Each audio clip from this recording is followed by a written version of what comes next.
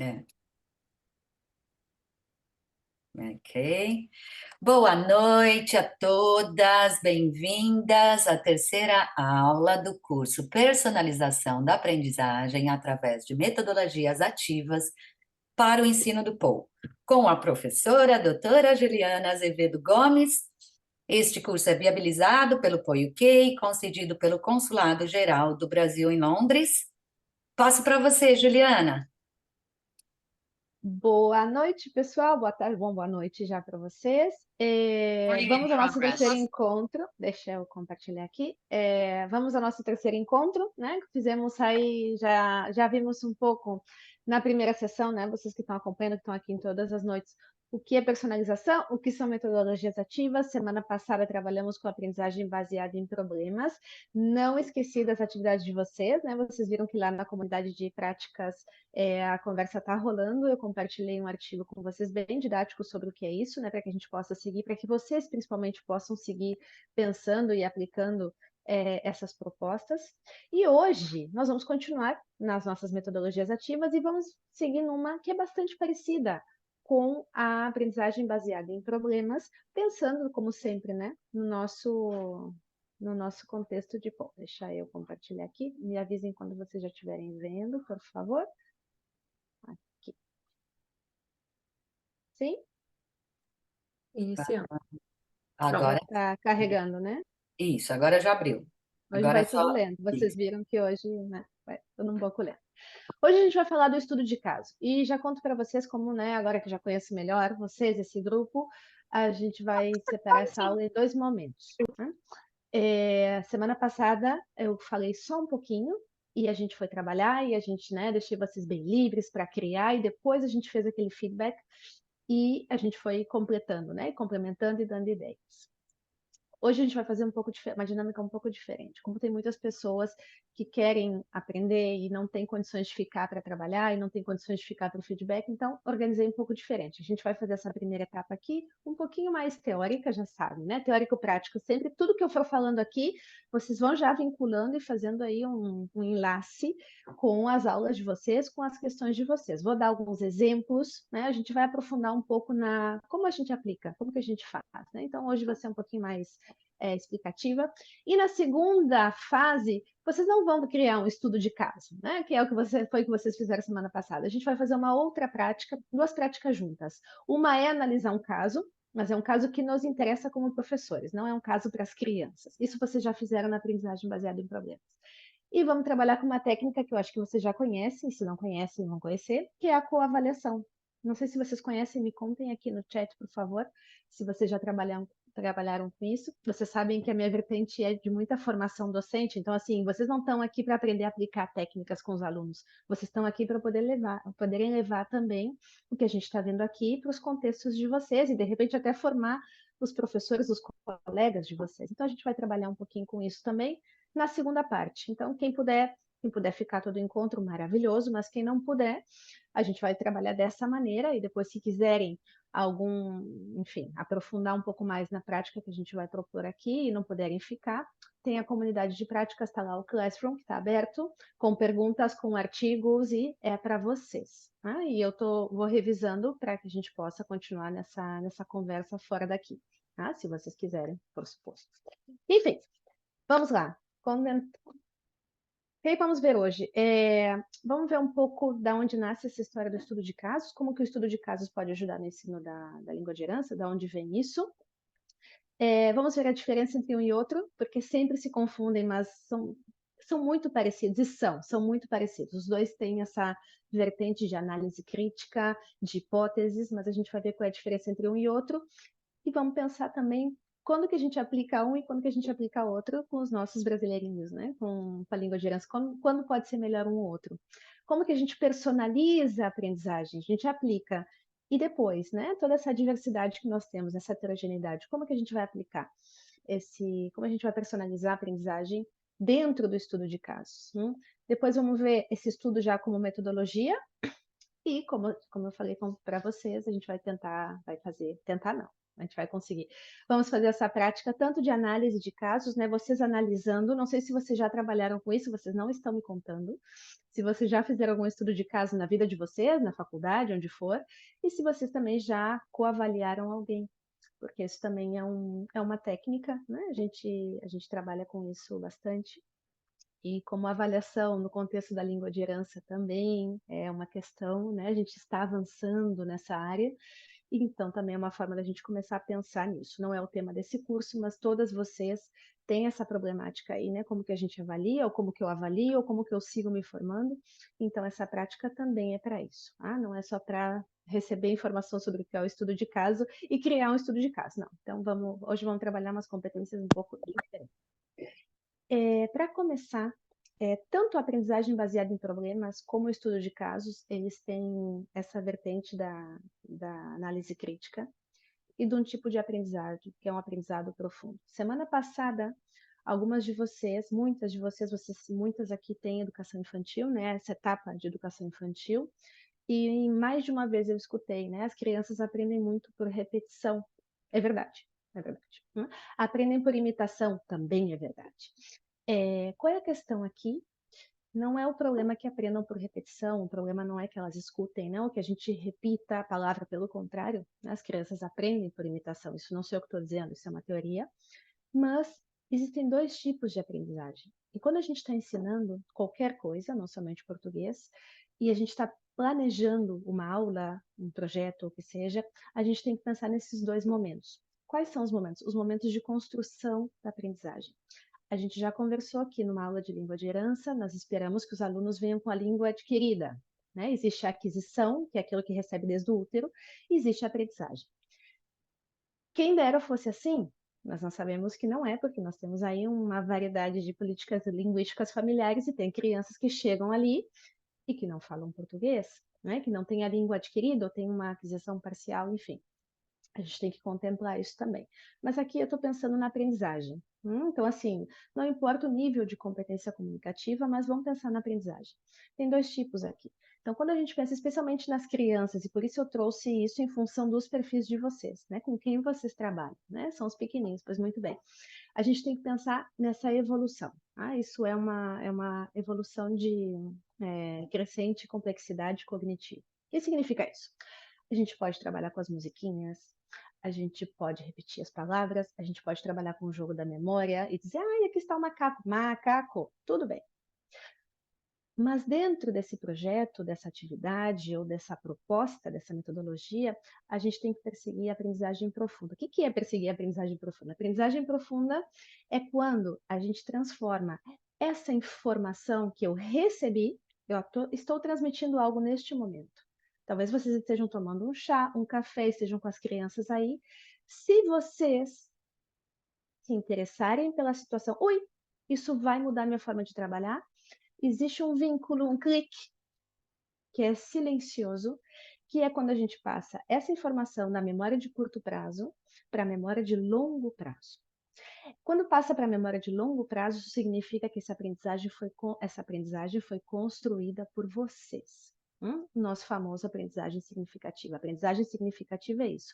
É quando a pessoa, não a professora, não o projeto, nada. Essa pessoa que está recebendo uma informação ou que está contrastando, associando, pode ser qualquer processo cognitivo.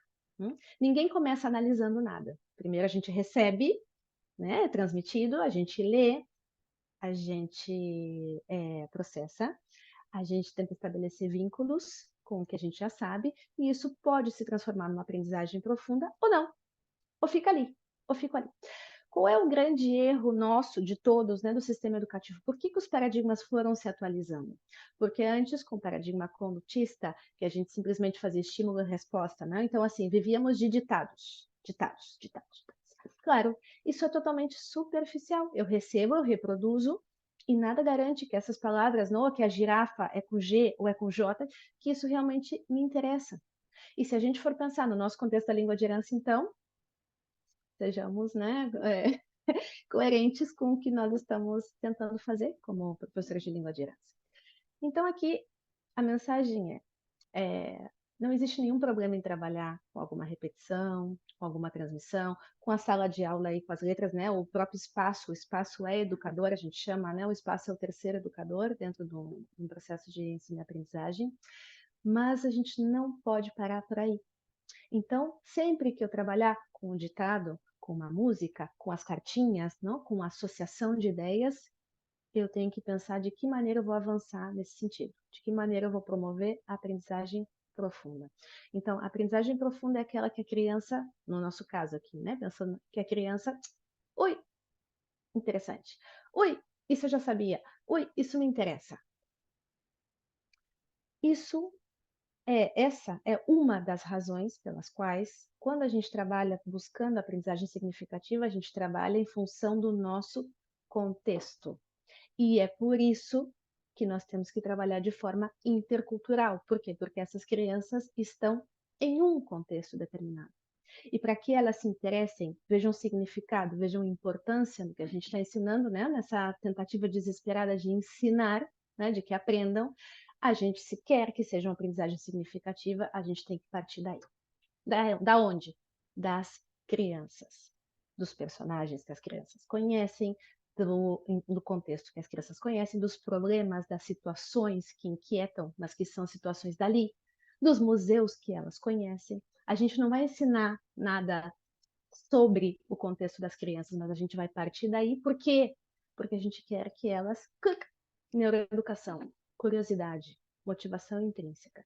Então, tanto no estudo de casos como na aprendizagem baseada em problemas, se a gente está ensinando em consonância, desculpe, com a intenção de promover a aprendizagem significativa, a gente tem que pensar que, além dessas tarefas que são básicas, né, que são superficiais, não é que a gente não possa trabalhar com um joguinho na tablet que seja de estímulo-resposta. A gente pode, mas a gente tem que ir um pouco mais além. E esse pouco mais além tem a ver com a realidade do nosso aluno. E é por isso que as receitas de bolo com as metodologias ativas também não funcionam, porque a gente tem que ver o que elas precisam. Mas a gente parte daí, tá? Então, assim, por que vocês estão fazendo isso e depois isso? Não, porque isso é crescente complexidade cognitiva. A gente parte numa aprendizagem superficial, está tudo bem, mas eu tenho que avançar. Eu não posso dar todas as minhas aulinhas tocando, cantando musiquinha e pintando uma flor, e desenhando a casinha, e desenhando o rio, dizendo que é o rio Amazonas. Isso fica ali. Né? Então, entre outras mil problemáticas de que a criança não se interessa, não quer voltar, que não sei o quê, que não fala, claro, é algo muito distante da realidade dela. A aprendizagem profunda tem a ver com a criança, não conosco, não com quem está ensinando. Tá? Então, assim, esse é o ponto de partida. Ponto de partida, deixa eu ver aqui. Vocês estão escrevendo aqui. Tá, depois eu vou ler. Então, esse é o nosso ponto de partida para as metodologias ativas em geral, e especialmente aqui no estudo de caso. Por quê? Porque o estudo de caso é a metodologia que mais provoca essa reflexão, em que se eu realmente não estou interessada, eu não vou analisar nada. Eu vou responder as perguntas e tá bom. E assim tá bom. E estudo de caso a gente pode aplicar com crianças bem pequenas, a gente vai ver aqui também. São muito parecidas as duas metodologias, mas elas têm uma diferença. A aprendizagem baseada em problemas, ela busca, vocês vão lembrar, ela busca que a criança, por conta dela, criança ou adolescente, faça as hipóteses. Ela deveria fazer as perguntas. Ui, o que está acontecendo aqui? E deixa elas. Por que as folhas sumiram? Por que mudaram de cor? Por que não sei o quê? E deixa. Claro que aqui nós fizemos uma prática rápida e muitas, né, de vocês não, a gente já pensou aqui nas perguntas. Super. Mas aqui a aprendizagem baseada em problemas, ela é totalmente problemática. A gente atua muito pouco.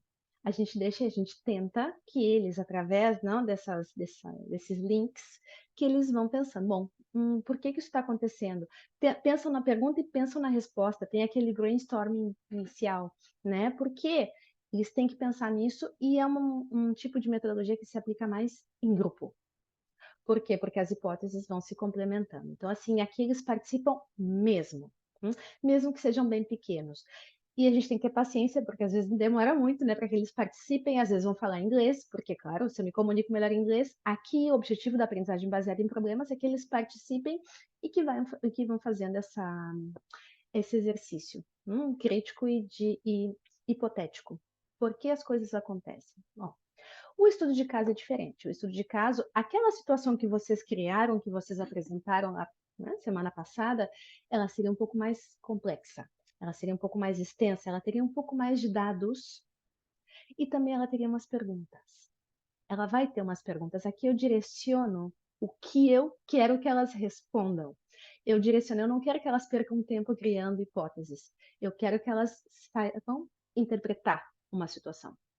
Pode ser lendo, pode ser analisando imagens, pode ser criando aí uma sequência temporal. Aqui eu realmente facilito mais dados, porque elas também vão ter que responder. Então, aqui o exercício é diferente. Se na ABP se trabalha em grupo e eles têm que participar, se não participam, nossa aula falhou. Aí tem que pensar no plano B, né? Eles têm que participar, senão não funciona, né? O que aconteceu aqui, vocês todas aí compraram a ideia, foi maravilhoso. Se vocês tivessem ficado tímidas, a aula tinha ido para o brejo. No estudo de caso, o estudo de caso ele tem essa vertente mais analítica, né? Então aqui, por exemplo, com as crianças bem pequenas, eu tenho que conceder o tempo, isso sempre, né? A gente pensa na aula, aquela aula, né, os pais, o que que você fez hoje? Ai, pintei. Que mais? Ouvi música. Que mais? Contou história. Nesse tipo de metodologia, a gente faz uma coisa só, numa aula só, né? Então, por quê? Porque a gente precisa conceder tempo para que eles pensem, para que eles comuniquem uma mensagem. Se vão comunicar na língua local, a gente vai trabalhar para que eles tentem comunicar em português. A gente vai juntar os grupos heterogêneos para que eles possam se ajudar. No estudo de caso, também a gente pode trabalhar de forma individual. Se trabalha muito de forma individual, mas aqui o nosso, né, a nossa situação, nosso contexto é diferente. Então, assim, a gente sempre que pode, a gente junta, né, até porque depende muito do número de alunos que nós temos em aula, mas o que a gente quer aqui é que eles analisem. Então, aqui a gente precisa de recursos que sejam adequados para que eles possam analisar. Se não sabem ler, se estão muito pequeninos, claro, não vão ler. Né? Então, pode ser uma música, pode ser uma história não, gravada, pode ser um vídeo, pode ser qualquer coisa. Mas aqui nosso objetivo é um pouco diferente, porque a gente não faz brainstorming, a gente apresenta já as perguntas, direcionando um pouco para o que a gente quer ensinar. Isso é muito útil quando a gente está dentro de um projeto, por exemplo, né, um projeto, não sei, Artes do Brasil. Claro, a gente está introduzindo elementos novos. Né? Então, aqui não parte deles. A gente está, por exemplo, quer falar sobre Tarsila, quer falar sobre ai, não sei, gente, movimento, né? Semana da Arte Moderna para crianças. A gente tem a capacidade, através do caso, de ir ensinando também. Né? Então, o que que a gente vai tentar? A gente vai pegar aquele contexto que a gente quer, aquele conteúdo conceitual que a gente quer ensinar, e a gente vai também integrar algo que seja do interesse deles, para que eles, né, o que que é isso aqui? Vocês já viram algo assim, dessas cores, nesse formato e tal, né, vai, no caso. E eu direciono as perguntas, porque o que realmente eu quero é que eles analisem e que eles vão construindo aprendizagens profundas, que eles vão se dando conta do que eles estão respondendo. Então é um pouco diferente, né? As duas são com base numa situação problema, mas o estudo de caso ele é mais dirigido nesse sentido. A gente pode trabalhar de forma individual ou de forma grupal também, mas aqui sim, aqui eu escolho as perguntas em função do que eu estou ensinando, ou do nível que eles têm. Claro, né, se é um nível um pouco mais, eu não vou colocar perguntas que sejam muito complexas, né? De repente, o que eu quero mesmo é que eles identifiquem a mensagem de uma frase, se está perguntando, se está, ou então que eles identifiquem uma sequência cronológica, ou que eles possam relacionar uma foto ou imagens com algo que eles também têm no seu cotidiano, e que a partir disso eu possa explicar que rio é esse, que ponte é essa, né? Vocês que estão aí no Reino Unido, com fatos mais relacionados com eles. Mas aqui eu direciono mais. Então, estudo de caso aqui eu ensino o que eu quero ensinar. Eu não deixo tanto, né? A ABP, ela tem esse componente da emoção, né? Da coisa, ui, falo eu? Ai, sim, eu acho que é isso, eu acho que é aquilo. Bom, vamos ver. O estudo de caso, ele é mais dirigido. Então, aqui a gente tem essa vantagem do controle, né? Porque aí eu posso escolher um pouco o que eu posso trabalhar. Mas os dois têm resolução de problemas, os dois implicam né, exigem pensamento analítico e aplicação prática também. Então, assim, não são muito diferentes. E como que a gente personaliza? Em vários âmbitos. Na apresentação do caso, eu posso apresentar com diferentes formatos, né? A gente chama a apresentação multimodal. Pode ser vídeo, pode ser texto com pictogramas, por exemplo, né? Quando eles estão aí naquela fase ali, 6 aninhos, né? 7 aninhos, depende um pouco do contexto aqui, 5 anos eles já estão no primeiro ano. Que pena. Enfim, né? A gente pode apresentar o caso de diferentes maneiras, em diferentes formatos. Na hora de apresentar as perguntas, aqui a gente pode fazer e acontecer, porque as perguntas são nossas, né? Então a gente não tem aquela etapa do brainstorming, que eles, né, tem que fazer as perguntas que a gente vai claramente, a gente vai puxando, né? E aqui, e aqui. Não, não, aqui as perguntas já estão feitas. Então aqui a gente pode personalizar como a gente achar melhor. Até porque a gente pode trabalhar de forma individual também, se a gente quiser. Né? Então, podemos incluir novo vocabulário, sinônimos, estruturas linguísticas não morfossintáticas mais simples, mais complexas.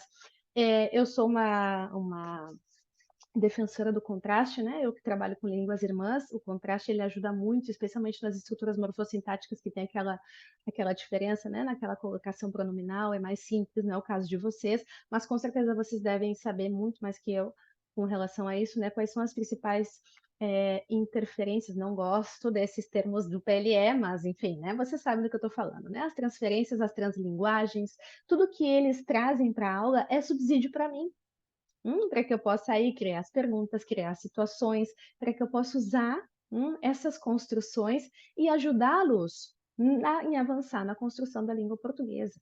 Né? Então, aqui, isso de forma muito fluida, né? De forma muito natural, dentro de uma pergunta, por exemplo, dentro de uma frase, por exemplo. Né? Então, aqui a gente usa os estudos de caso, eles não vêm prontos. Bom, como nada nessa vida, né? Embora o ChatGPT diga o contrário.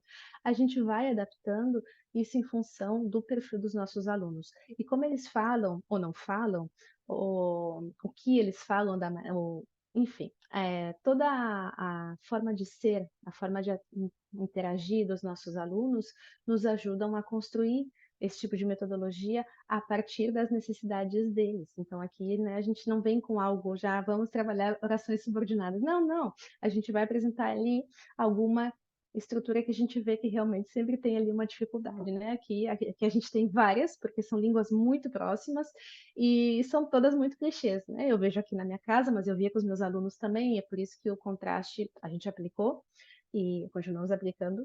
E, claro, ajuda muito na aprendizagem profundo, porque sai daquela memória, não, a mim, não, não, a mim não, eu, né? Eu gosto, a mim me gusta, não, eu gosto, eu gosto, eu gosto. Ok, então, tudo que a gente vai fazendo, em todos os projetos, nas atividades, a gente vai reforçando aquilo, né? Então, aquilo passa de ser algo transmissivo memorístico, a criança tem que usar aquela estrutura para comunicar algo. Então, claro, isso passa a ser profundo, a gente está ajudando aquele avanço, né? A gente não está só repetindo, a gente está dentro de uma situação contextualizada com um assunto que interessa, a gente está trabalhando essas estruturas. Isso também é uma forma de personalizar, porque a gente não está fazendo isso de qualquer maneira, a gente está fazendo isso em função de como os nossos alunos falam ou não falam. Por que não falam, né? Ou de repente falam na rodinha ali sobre alguma coisa, algum assunto e outros assuntos não, porque falta vocabulário, porque falta estrutura, isso é normal. Então, a gente aproveita, né, isso como insumos para as nossas metodologias ativas, né? Perguntas textuais conjuntas, enfim.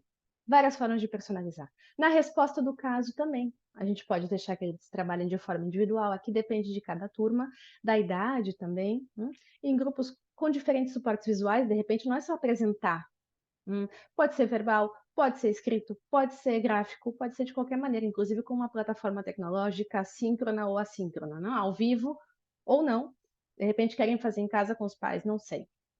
Aqui não, né? Assim, mas a gente pode deixar um pouquinho aberto. Se os pais não estão participando, mas de repente a gente vê que existe, né? Às vezes não existe, existe a possibilidade de que eles se interessem, ou os pais começam a questionar muito o papel da escolinha, o papel da aula, esse tipo de estratégia, esse tipo de metodologia, pois é uma forma. Bom, você vai apresentar, vai nos contar, e de repente o papai também pode aqui, papai, mamãe, sei lá, a família também pode, dentro do Classroom, não sei se vocês trabalham com plataformas, com entornos virtuais, ou por e-mail, ou o que for, também podem colaborar. Então, a forma de apresentar a resposta do caso também é um recurso para, de repente, puxar a família para dentro do projeto.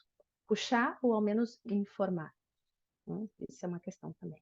E na avaliação, Gostaria de falar mais sobre avaliação, não vai dar tempo, mas quais eram os objetivos do caso? Isso é importante, é por isso que eu trouxe um exemplo, porque a gente fala muito sobre aplicação, né? Semana passada eu falei muito como é que a gente aplica essas perguntas, as hipóteses. Claro, o meu foco realmente está nos falantes de herança, mas a gente tem que fechar o processo didático, e o processo didático ele inclui a avaliação. Não é porque não tem nota, não é porque é informal ou não formal, que a gente não avalia.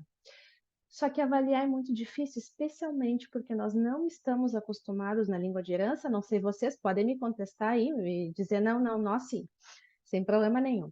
Mas a gente não está muito acostumado a determinar objetivos de aprendizagem. A gente vai fazendo a gente analisa a idade, analisa um currículo aqui, uma diretriz aqui, e é normal. A gente pensa nas temáticas, a gente gasta muito tempo analisando as temáticas que são interessantes, de que maneira a gente pode combinar um projeto, de que maneira a gente pode trazer as famílias, que eles se interessem, que eles se motivem. A gente já gasta muita energia e muito tempo nessa etapa, porque é o nosso maior desafio. Nosso desafio aqui não é completar um processo didático. Muitas de vocês são professoras em outras áreas e sabem, né? A avaliação é parte do processo, mas não é a nossa questão aqui, porque o que a gente quer é que eles participem e que falem. Isso acontece com todos nós. Mas se a gente quer avançar também, né, na nossa área, na modalidade língua de herança, como está o ensino de língua de herança, quando a gente começa a pensar em metodologias ativas, em projetos, em atividades, a gente também tem que começar a parar no final e dizer, ui, agora o que fazemos, né? A aprendizagem, a avaliação por observação. Ok, mas qual é o instrumento que a gente usa para avaliar? De que maneira a gente vai registrar isso? Isso impacta também na comunicação com as famílias, né? Quando a gente transmite uma informação que é mais clara sobre a evolução do seu filho, né? Sempre pensamos na evolução, super, mas só dizer que evoluiu, eu só comentar que avançou também é muito pouco. Então, mais que comentar também dentro das metodologias ativas, pensar antes de aplicar quais são os objetivos, objetivos, quando me refiro a objetivos, são objetivos competenciais. O que a criança vai ser capaz de saber fazer depois de ter trabalhado com essa metodologia. Totalmente competencial. Que o aluno seja capaz de. É assim que a gente cria os objetivos. E por isso os objetivos têm que ser de aprendizagem, são focados neles.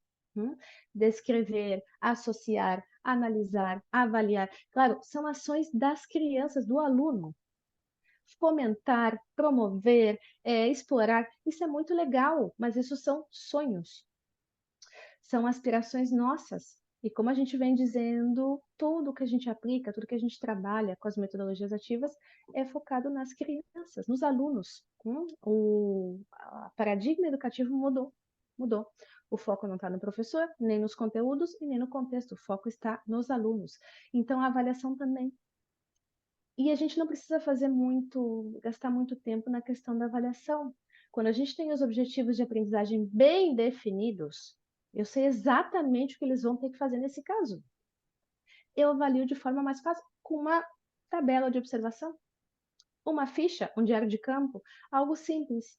O nosso problema todo, não, e me incluo só a primeira, a nossa dificuldade aqui é porque a gente vai fazendo, vamos ver o que acontece, o que a gente consegue. Não me disseram que eu tinha que baixar minhas expectativas, que eu tinha que reduzir minhas expectativas? Reduzir. Estou fazendo o melhor que eu posso para que eles possam trabalhar. Claro, na hora de avaliar, é complicado. Se eu tiver 5 alunos, já é complicado. Né? Imagina quem tem mais. E como é que a gente vai ver de um de outro? É difícil, é difícil. Mas a gente tem como personalizar nisso também. Quais eram os objetivos do caso? Ah, esse. Pois este conseguiu assim, este conseguiu assado, esse não sei o quê. Aqui eu também personalizo. Por quê? Porque vendo como é que eles chegaram nesses objetivos, eu consigo reformular minha próxima metodologia. Minha próxima aula, minha próxima aplicação. A avaliação, ela é ouro para que a gente possa seguir melhorando o nosso desenho, nosso planejamento pedagógico. Né? A avaliação ela tem essa função, ela tem uma função social, que é de avisar, né, de comunicar como é que está o avanço, mas ela tem outra, que é para nós, se a gente tem uma boa avaliação, a gente tem menos trabalho para planejar, porque a avaliação já está me dizendo como que eu vou personalizar, como que eu posso planejar, qual é a melhor metodologia que eu posso ir aplicando. Então, a avaliação é fundamental, vale muito a pena para pensar nos objetivos de aprendizagem, e depois avaliar, nem que seja com um diário de campo básico, uma ficha de observação com cada um dos objetivos para ver como que essas crianças fizeram. E no caso do estudo de caso, se a gente fizer em grupos, vale a pena ver o que cada um está fazendo. Porque aqui a gente também analisa uma série de outras coisas, né? Perfil de aprendizado, estilo de aprendizagem, competência comunicativa, mais além das perguntas do caso. Então, tem várias formas de personalizar. Avaliar também é uma forma de personalizar. Não no momento, mas é ferramenta para que né, a gente possa continuar personalizando. Tá? Bom, trouxe exemplos. Trouxe exemplos. Como metodologia, né, aqui eu trouxe para aplicar com crianças e adolescentes, trouxe ideias. Ideias. Eu já apliquei 2 dessas ideias. Já apliquei a festa de aniversário e apliquei a viagem. Então, claro, são as que eu posso falar mais porque eu já apliquei. Mas a história da família é uma que eu pesquisei e é um tema também bem interessante, especialmente quando são crianças pequenas, que nós estamos com o tema da identidade, do nome próprio, da árvore genealógica, onde que está essa vovó, né? Como aqui diz, não, eu não tenho 2 vovós, eu tenho uma vovó e uma abuela. Tá. Não, eu não tenho 2 vovós, né? Convicto, eu tenho uma vovó e tenho uma abuela.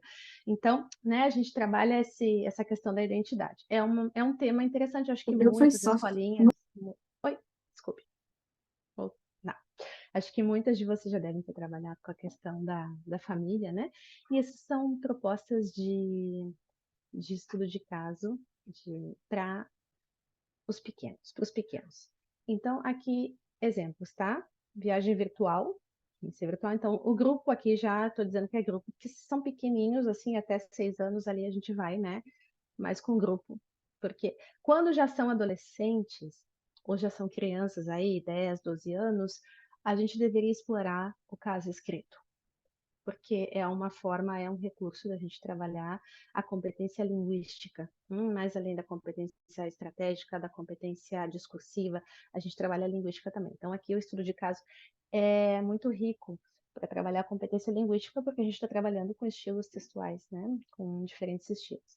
Mas aqui pensando nos pequenos, uma viagem virtual. O grupo ganha uma viagem, então assim, quer explorar alguns aspectos das regiões e cultura brasileira, então a gente pode explicar, né, que um caso, que eles ganharam a viagem, que eles têm que escolher uma região ou 2, né, em função, eles têm que entrar num acordo. Então, claro, eu vou também colocando vários elementos da aprendizagem baseada em problemas, né? Porque, como eu disse, é o tipo de atividade que demanda tempo. Então, se eu tenho um encontro de 2 horas, é só para isso.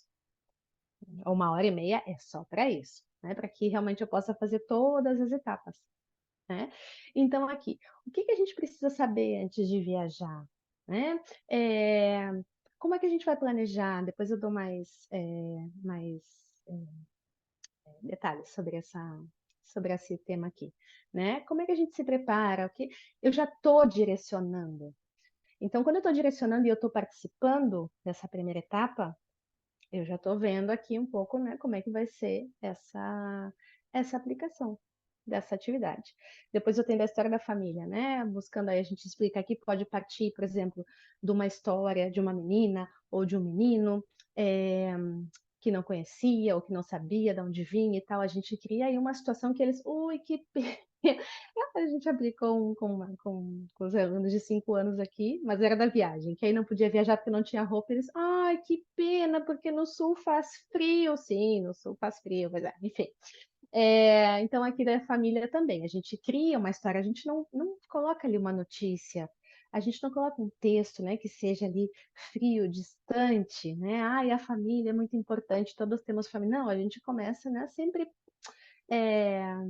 não personalizando não é a palavra, mas humanizando as situações para que eles tenham, né, essa oportunidade mais natural de realmente se conectar, né, de empatizar com a história. Então, claro, o caso também naturalmente tem que ser adaptado à faixa etária, né? Isso vocês estão cansados de saber.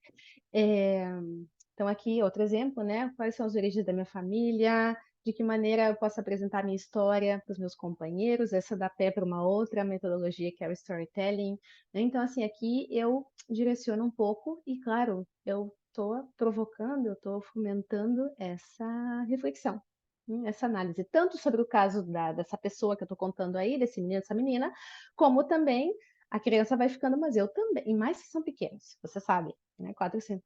Eu também tenho primos, eu também tenho família no Brasil, eu também ando de avião para visitar minha família.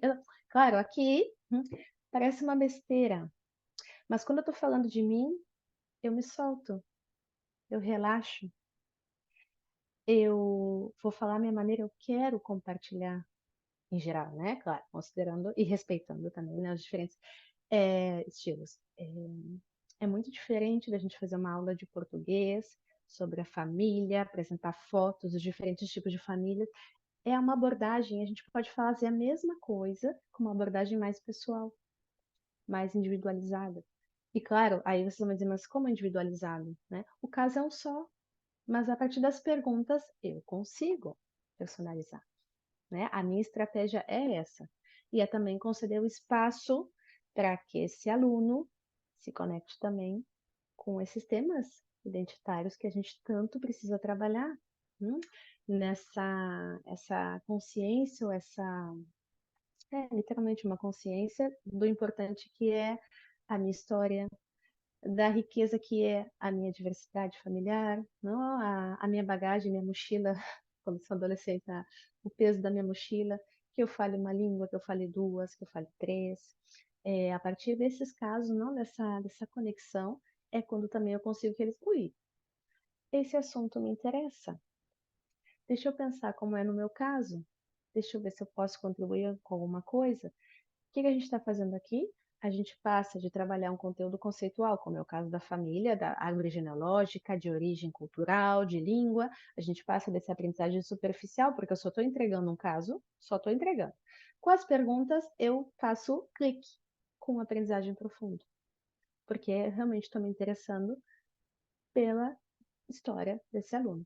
Então, aqui é outro exemplo, tá? De caso para a gente trabalhar nas aulas de língua de herança. Né? E tem a última, que eu adoro, porque é uma coisa que eu realmente gosto muito, festa de aniversário intercultural. Aqui, bom, vocês devem ter aí também 1000 histórias para contar, mas aqui os colégios são super diversos, né? Barcelona aqui é a festa da diversidade. Então, escola pública, escola particular, escola, não interessa, porque a diversidade chegou e vai ficar. Então, é muito comum. Essa é uma temática muito comum entre filhos, e agora que sou mãe, entre famílias também, coisas que eu nunca tinha pensado e que realmente são interessantes, importantes e parte da nossa vida. Então, esse é outro tema. Né? A gente vai organizar uma festa, ou alguém quer organizar uma festa, ou tu queres organizar uma festa, a tua festa de aniversário, que vais pedir para tua família, ou como você faria, o que teria nessa festa que tem a ver com você, o que você mais gosta, o que você menos gosta. Claro, isso é super pessoal. E qual criança não gosta ou não tem? Claro que aqui, né, meninas? Claro que a gente tem que considerar o contexto de cada um, né? Contexto socioeconômico também, acho que né, são temas sensíveis e muito básicos, mas que a gente tem que considerar, né? Enfim. Mas se é o caso de que todos têm festa, você sabe, né? A gente conhece nossos alunos, se todos viajam, né? Caso de viagem virtual, se a gente tem aqui crianças que nunca viajaram, que nem conhecem o Brasil, vamos devagar, né? A gente aí modifica, ajusta o texto, né? Sempre com essa perspectiva inclusiva. A gente parte do interesse deles, mas tem que ser também da realidade deles. Não, você não, porque você não tem, né? Se eu tenho uma situação delicada familiar, pois essa história da família eu não vou colocar aí. Né? Esses são temas muito básicos que às vezes a gente não se dá conta, a gente analisa o contexto. Tudo é para eles, tudo é para os nossos alunos. Então, essa é a mensagem, tá? Tudo é para eles. Bom, a festa de aniversário também é outro tema, então aqui algumas perguntas. Né? Como que é esse grupo da sua escola, como que essa festa poderia ser especial, de que maneira ela poderia ser organizada. Pensem comigo a quantidade de processos cognitivos que tem que fazer uma criança para pensar em tudo isso.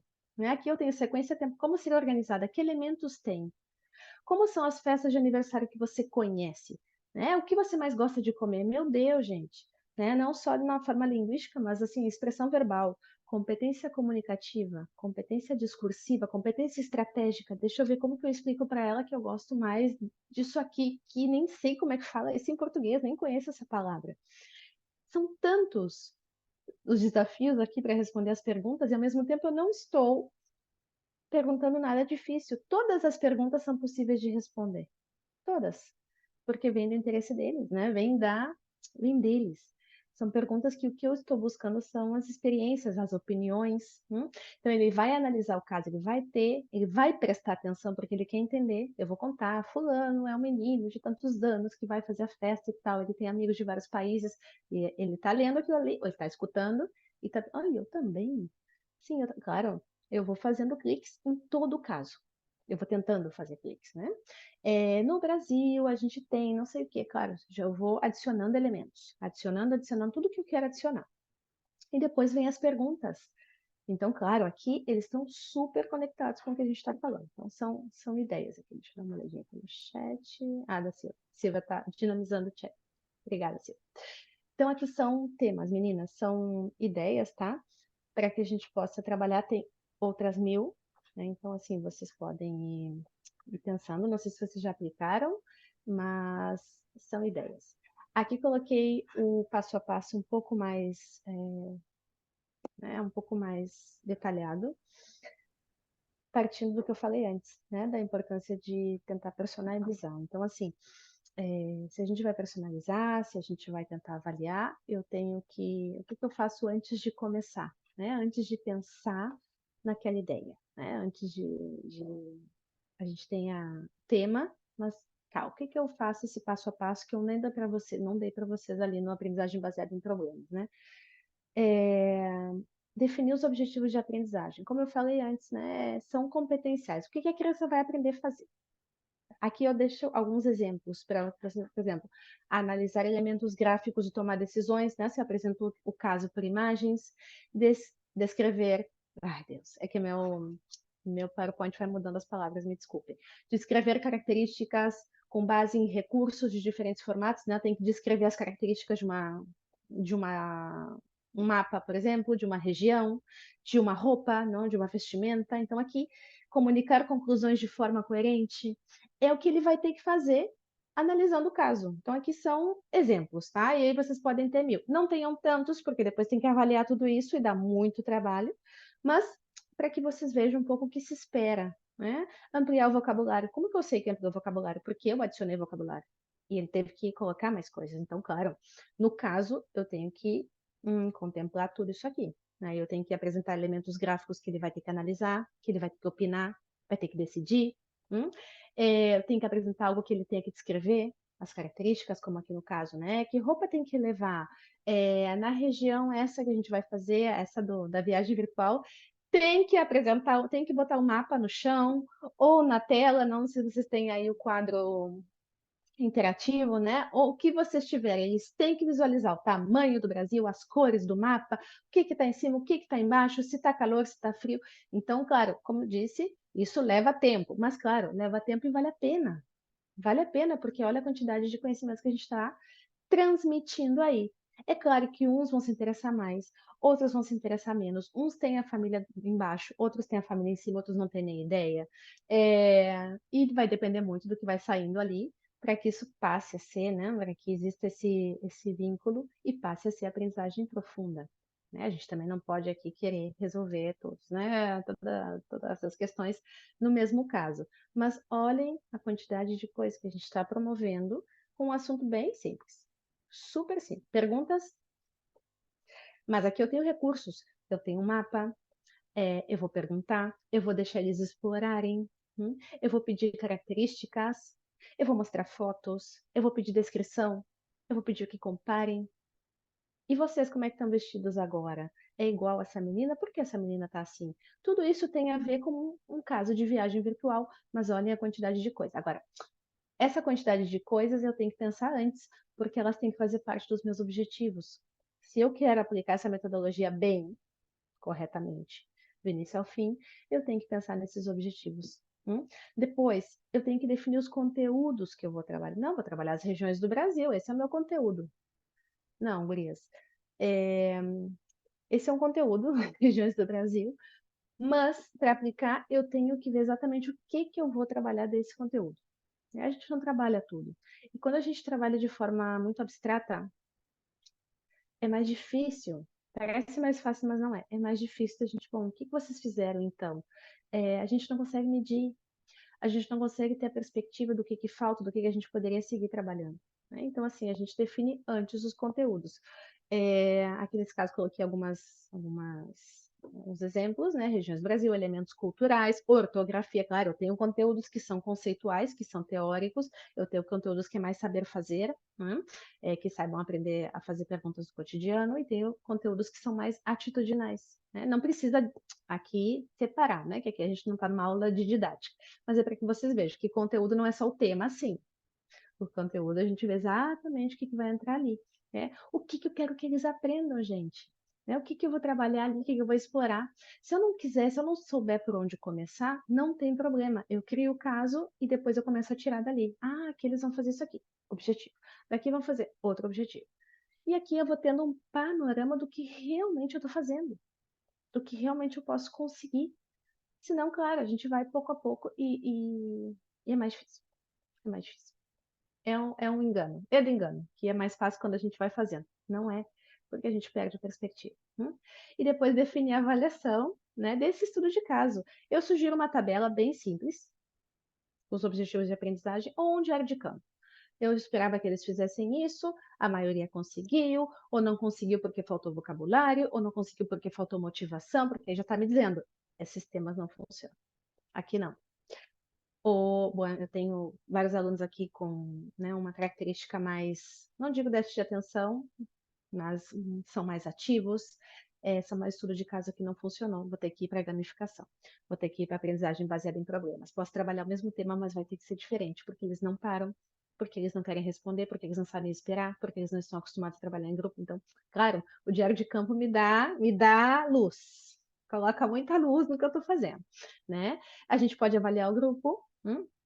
E aqui eu coloquei uma sugestão que a gente fez aqui na PBC, que é incluir no final do portfólio, eu não sei como vocês trabalham, até gostaria de saber, vou perguntar na comunidade de prática.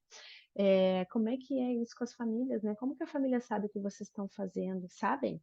E se sabem como é, e essas crianças elas têm acesso ao que elas estão aprendendo, ou não que leve cada sábado, né, o desenho para casa, mas assim, como é que é esse acesso ao que a gente está fazendo na iniciativa, né? Assim, não, eles não querem nem saber, tá, tudo bem, mas como é que funciona isso, né? Como é que essa família sabe, não que o filho pintou o mapa do Brasil, mas assim, o que a gente está fazendo mesmo, o que a gente está perseguindo? Quando a gente também, isso é comprovado.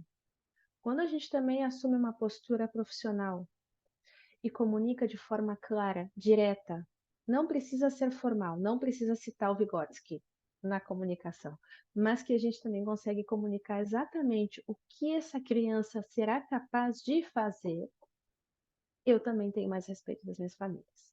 Né? É aquela comunicação direta e reta. Aqui nós fazemos dessa maneira. Isso também regula muito a expectativa das famílias. E as críticas também, porque eu já estou dizendo que ela pode esperar. Eu já estou dizendo como nós estamos trabalhando. Eles não se interessam. Bom, aí é um problema deles, né, da família. Agora, eu, como profissional da língua de herança, eu tenho esse compromisso. Não é porque a família não demonstra interesse, muitas vezes, e olha aqui, né, eu sou da educação infantil, não sei se vocês estão da educação infantil, isso acontece nas escolas, né, os pais não sabem, não têm nem ideia do que a gente está fazendo ali. Eles pensam que a criança chega ali e vai brincar e aparecem fadas madrinha que passam todos os dias com eles e nós sentadas conversando. A educação infantil tem essa questão. Então, assim, a valorização do profissional, ela passa pela formação inicial que nós não temos, né? Formação contínua, que é o que vocês estão fazendo aqui, de forma brilhante, mas ela também passa pela comunicação com o meu outro interlocutor, com o meu cliente, que nesse caso são as famílias. E essa comunicação ela tem que ser profissional. E esse profissionalismo não é que discursar ou dizer que nós somos aqui mestres, não vai por aí. Mas eu tenho que deixar claro para essa família o que a gente está fazendo, quais são os objetivos do que nós estamos fazendo aqui. Eu quero que ele fale português, não, mas não funciona assim. Amigo, não é assim. Vem cá, vou te contar. E um portfólio, um feedback, um campus virtual, não sei. Alguma coisa que vocês realmente tenham esse contato com a família, ou enfim, um relatório final, não sei. Mas esse ponto, né, essa avaliação, essa função social da avaliação, ela serve para isso também. né? Isso agrega muito valor ao planejamento pedagógico de vocês, ao planejamento pedagógico da escola, da iniciativa, quando as famílias realmente entendem o que está acontecendo ali. Deixa eu ler o chat, já para acabar. Ah, aqui eu coloquei, hein? Elementos brasileiros, claro, né? Eu falo muito do intercultural, do contexto da criança, da realidade da criança, isso é verdade, mas claro que nós estamos aqui por uma questão, né? Uma questão que é ensinar a língua portuguesa e a cultura brasileira, ou não sei aqui se tem alguém com, né, com o pluricêntrico, a top, né? Com os portugueses, angolanos, moçambicanos, etc. Né? Mas a gente está aqui para isso, né? A gente aqui também não vamos, não, a gente vai ensinar português falando de Londres. Não, isso a gente está falando como ponto de partida, né? São trampolins, trampolins baseados na teoria da neuroeducação. Eu quero que eles se interessem, eu quero que eles estejam conectados, eu quero produzir, ajudar a construir a aprendizagem profunda. A aprendizagem profunda é da criança, eu tenho que começar dali. Não interessa. Agora, o meu objetivo final é realmente promover a competência comunicativa na língua portuguesa, e competência comunicativa e também intercultural, né? Que ela tenha consciência também dessa identidade cultural brasileira. Esse é o nosso objetivo final. Os meios, né? Os fins justificam os meios. Não importa o que eu vou colocar ali, mas eu quero promover realmente a língua portuguesa e a cultura do Brasil.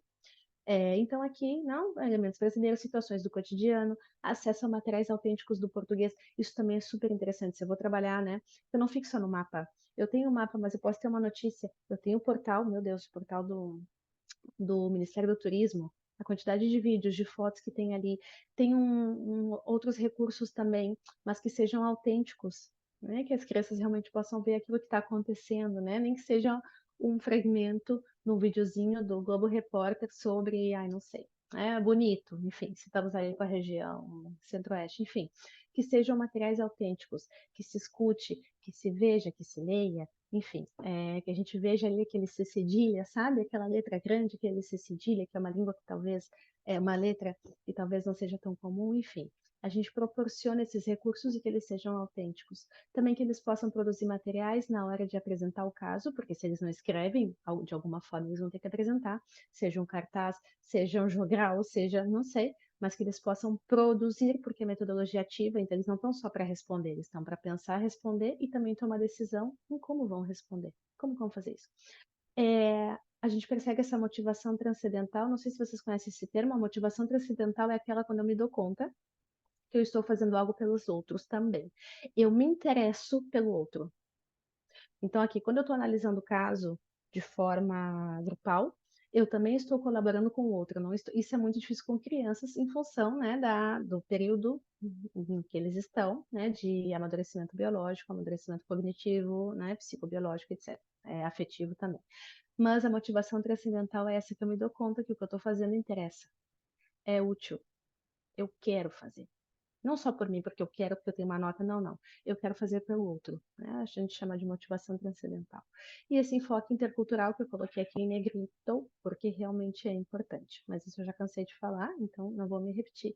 Nós temos que fazer o intervalinho, né? Só deixar eu aqui situar um pouco o que falta.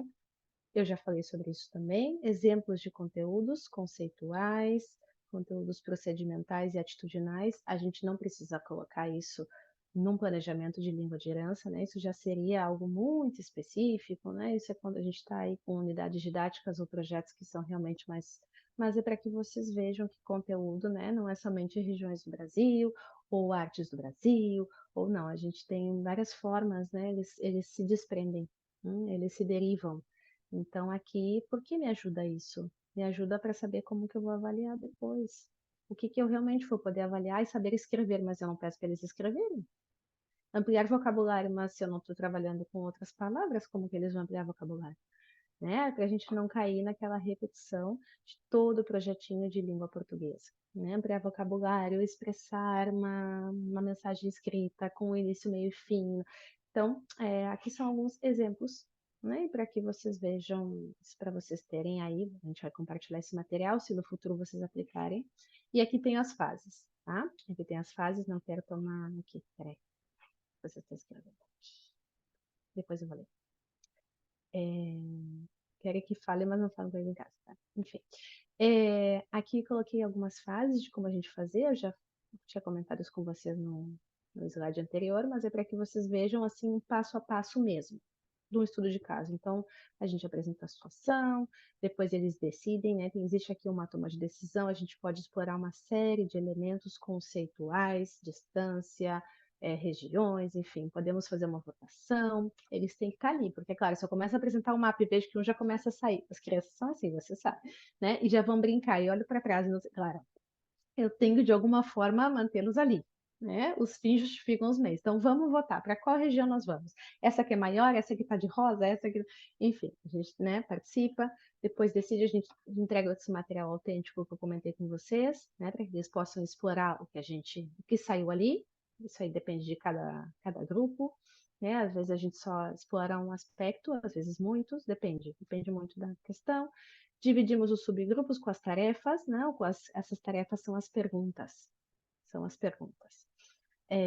Depois eles compartilham as respostas, enfim, sempre tomando decisão, né? Por quê? Estão respondendo e explicam o porquê. Então, aqui sempre tem uma explicação, então aqui tem um enriquecimento na forma de comunicar, porque eu não só respondo, eu explico o porquê as coisas são dessa maneira. Por isso, aqui, a arte do estudo de casa é saber fazer as perguntas. Saber fazer as perguntas. E aqui eu coloquei, né, a forma como eles podem responder isso. Vocês não me contaram aqui no chat se vocês já trabalharam com isso. Ai, ai, ai. Vamos descansar um pouquinho, vocês. Deixa eu ver aqui, vamos abrindo as fotos. Ah, tem a foto, né? Nossa, obrigada, Rita. Diário de classe. Semanalmente, um breve resumo. Legal, legal. Isso também, como que vai atualizando e não é só atualizar, né? Isso é também, olha só, olha que legal que nós estamos fazendo, é valorizar também o trabalho da escolinha, né? Super legal. Relatório semanal também. Então tá, vou deixar de compartilhar para a gente poder fazer aí. Acabamos nossa parte teórica, assim, obrigada pela atenção de vocês. A gente já sabe que mais de 20 minutos não, a gente não consegue estar atento, então espero que vocês tenham conseguido aproveitar aí o que foi interessante. E, deu, nós começamos sem saber como planejar, sem saber como aplicar. E aqui, o que a gente está fazendo? A gente está trabalhando na metodologia. Daqui a 2 anos, isso aqui, ninguém mais vai querer saber. Vai estar Exatamente. super trabalhado, então aí a gente vai avançar. Então, assim, também é um sinal de que nós estamos num momento em que a gente está naquela transição ali, né? As que estão chegando, claro, né? Quem está começando, mas nós que já somos, né? Maíra, Silvia, Rita, né? Não sei quem mais aqui é da velha guarda, acho que não, com essas carinhas aí, tudo lindo. A gente também sabe que o avanço, né, para a gente fechar o ciclo, um é a avaliação e o outro é a identidade docente, que a gente não tem também, né, que ela é híbrida. Né? Ai, não sou professora, sou educadora, sou não sei o quê. Então, isso é uma outra Isso é questão. outra coisa a ser Para discutida. outro curso. Muito bem, gurias, meninas. Vamos lá, então. Não sei se vocês todas podem trabalhar, a gente vai fazer os breakout rooms, deixa eu compartilhar para mostrar o que eu trouxe para vocês fazerem aqui, para a gente fazer junto, na verdade. Deixa eu ver aqui. Aprendendo a analisar. Então, antes da gente ensinar, eu dei ali passo a passo, mas uma coisa é falar, outra é fazer. Então, a gente vai analisar um caso. Só que, claro, vamos analisar um caso que tem a ver com a gente. Considerando isso aqui, vocês lembram disso? Lembra que vocês fizeram isso para mim no primeiro dia? Eu perguntei para vocês quais eram os desafios de vocês, né? Que são diferentes dos meus, que são diferentes das colegas dos outros contextos. E vocês colocaram aqui alguns desafios, né? Estavam tímidas, porque vocês eram 30 e poucas e aqui, mas foi interessante, né? Então aqui a gente teve questão da escola, questão de família, a identidade do professor saiu, adorei. Adorei. Às vezes eu penso, só eu falo disso, gente, mas não, é uma questão, avaliação, reflexão crítica. Então, eu peguei tudo isso aqui que vocês me responderam e criei um caso na minha cabeça, pensando no nosso mundo, tá? Então, esse é o caso. Não vou ler o caso agora, vocês vão ter tempo para fazer isso, mas esse é o caso, tá? É o caso da Ana, em homenagem à minha mãe que está aqui. Ai, Deus, professora de português, me corrige cada 5 minutos. Mas não é de Paul, né? Então, vocês sabem como é uma professora de português. A história da Ana, que é uma professora, então aqui ela tem uma situação, né? Ela já é professora, é da letras, conheceu o Paul UK, vai começar a dar aula de língua de herança, Aqui coloquei um homem, porque já está na hora, né, da gente diversificar um pouco. O Sérgio, coordenador do projeto, explica um pouco como é, né? A Ana está animadíssima para trabalhar com o Paul, né? A história de todas nós. Sérgio explicou a questão, a Ana não entendeu muito bem como funciona isso de ensinar português para quem não fala português, mas vamos lá, né? Ela também acredita que se a família leva a criança é porque a família quer, né? Acredita nas aulas e a gente tem que dar conta disso.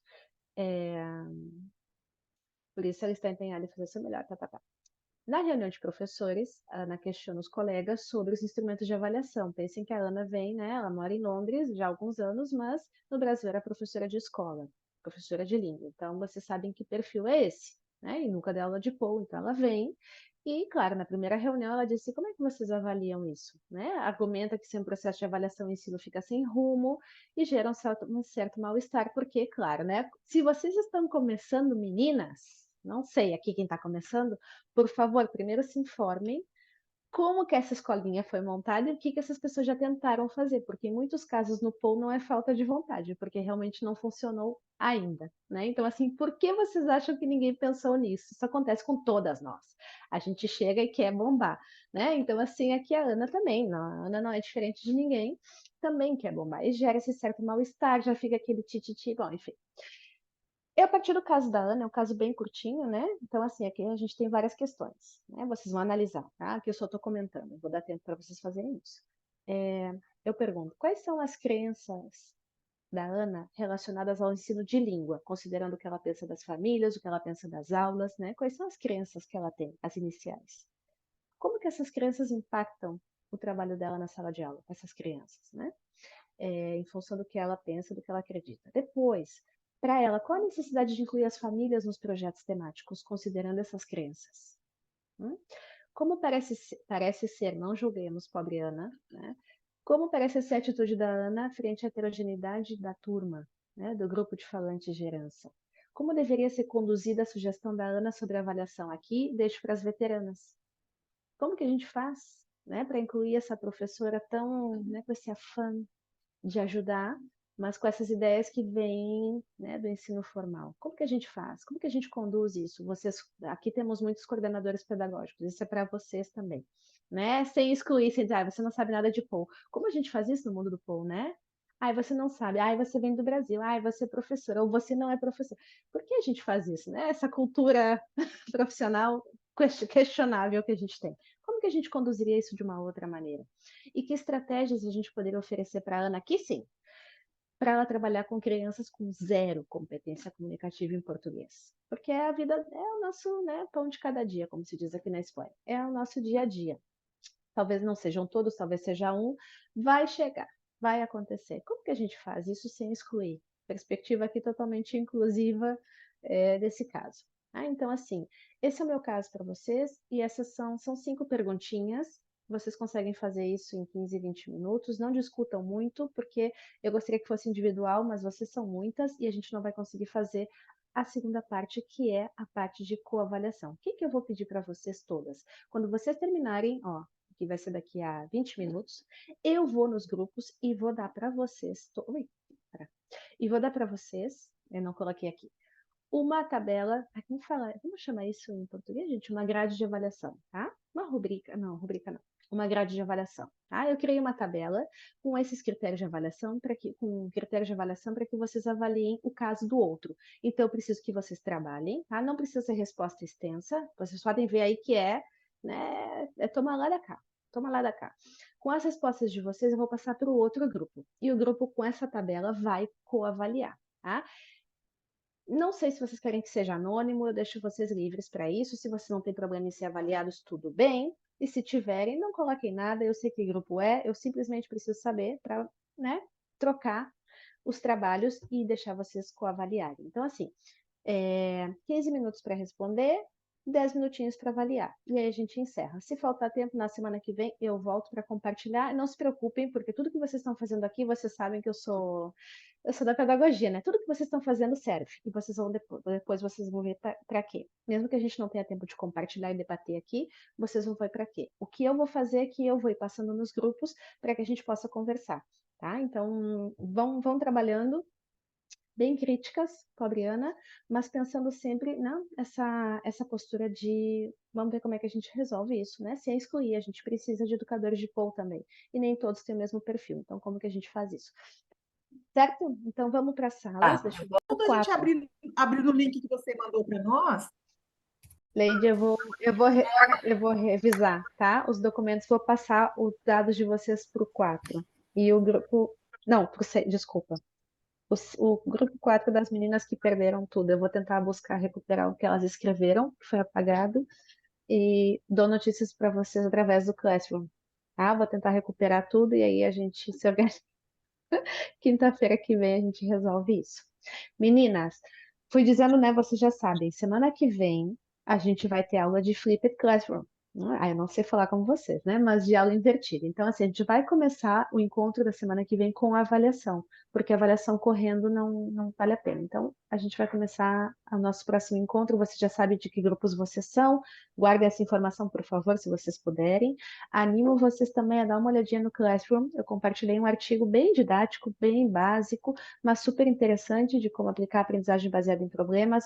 Vou compartilhar algo de estudo de caso e alguma perguntinha ali. Se animem a participar, porque os fracassos, os sucessos de vocês ajudam os outros companheiros. Então, assim, a gente compartilha isso também ajuda e é parte né, desse curso que é tão metodológico. Então, assim, como é que eu fiz, como é que eu não fiz, compartilhar essas ideias também ajudam, né, os companheiros, as colegas.